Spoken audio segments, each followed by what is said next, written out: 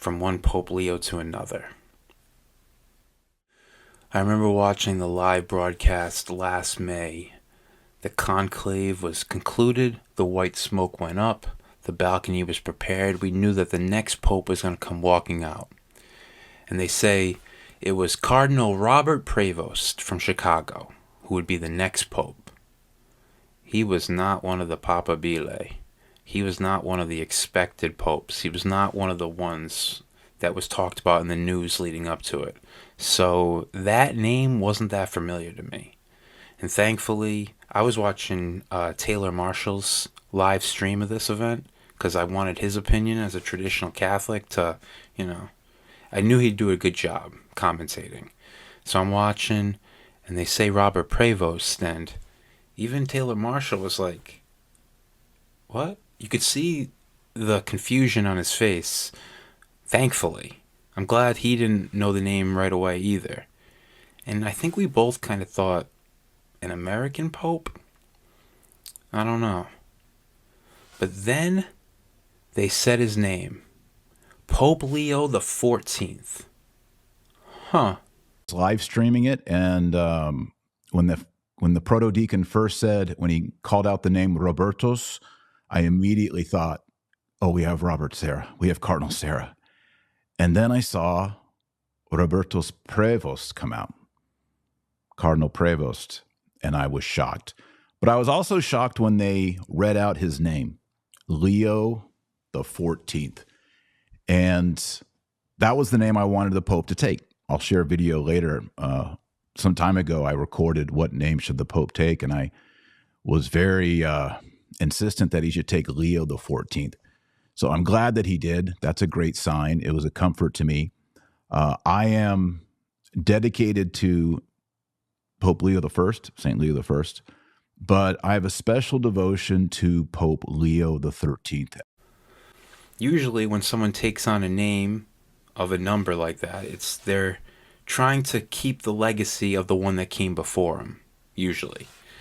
So that makes us look back about 150 years before when Leo XIII was first named Pope.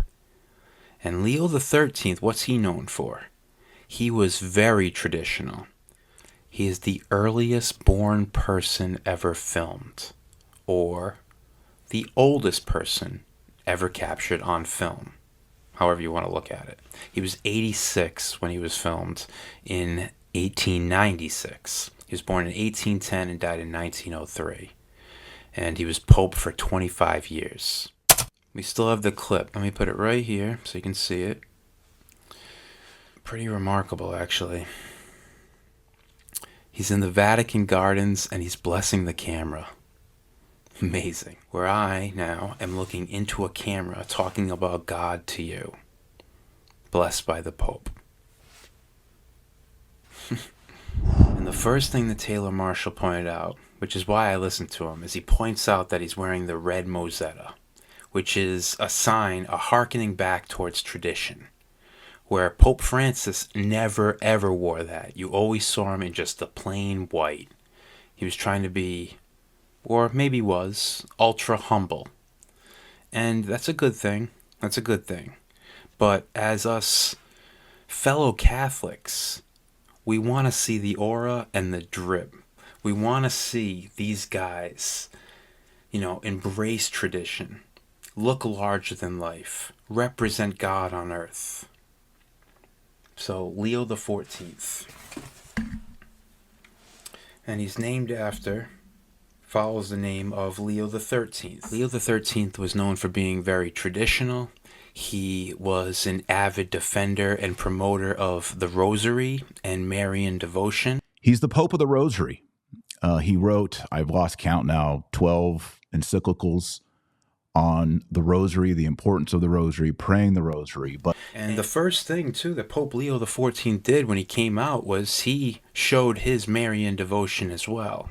Forgive me my little history lesson there, but it was really just to get to this main point about the prayer of St. Michael the Archangel, a prayer that's too often overlooked in the modern day, a prayer that was written by Pope Leo XIII. It was a prayer to ward off the demons.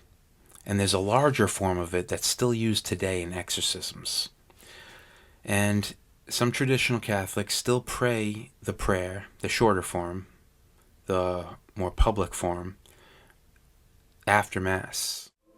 Saint Michael the Archangel, defend us in battle. Be our protection against the wickedness and snares of the devil. May God rebuke him, we humbly pray.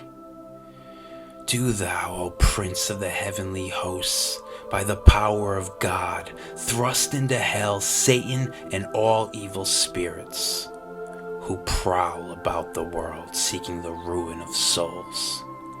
Amen. The prayer reflects Revelation chapter 12, where St. Michael the Archangel and his host of angels fight against the dragon, i.e. Satan. It's this invoking of St. Michael against the demon, against Satan, against the evil spirits.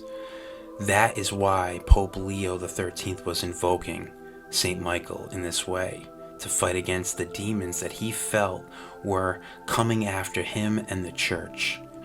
And this prayer was meant to counteract that, to defeat them, to stop them in their tracks. A prayer that we very much in our modern day need. The demons are everywhere. And I think it'd be good for the Catholic faithful to say a prayer to St. Michael the Archangel in defense against the demons that are everywhere.